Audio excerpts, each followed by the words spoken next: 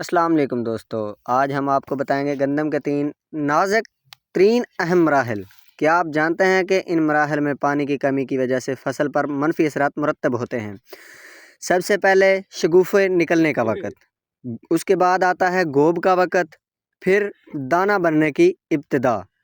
شگوفے کب نکلتے ہیں؟ بوائی کے تقریباً 20 تا 25 دن بعد۔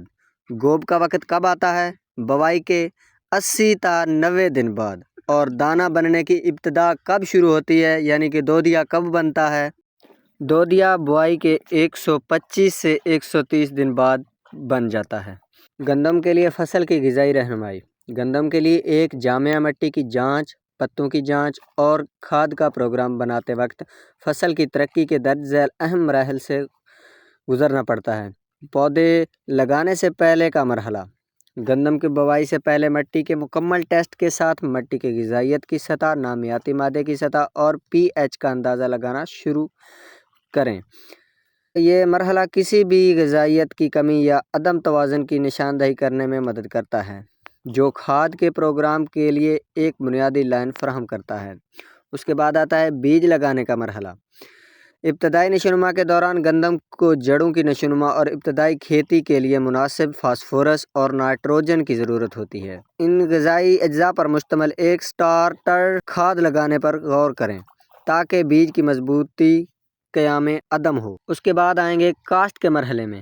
جیسے ہی گندم کاشت کے مرحلے میں داخل ہوتی ہے، نائٹروجن متعدد ٹیلرز کی نشوونما کو فروغ دینے کے لیے اہم ہو جاتا ہے، جو زیادہ پیداوار کی صلاحیت میں حصہ ڈالتے ہیں۔ مٹی کی ٹیسٹ کے نتائج کی بنیاد پر اس کے مطابق نائٹروجن کھاد ڈالیں۔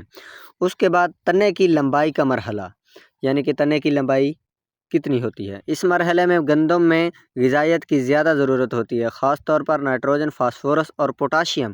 پتوں کی جانچ کے ذریعے فصل کی غذائیت کی کیفیت کی نگرانی کریں اور پودوں کی ضروریات کو پورا کرنے کے لیے کھاد کے پروگرام کو ایڈجسٹ کریں۔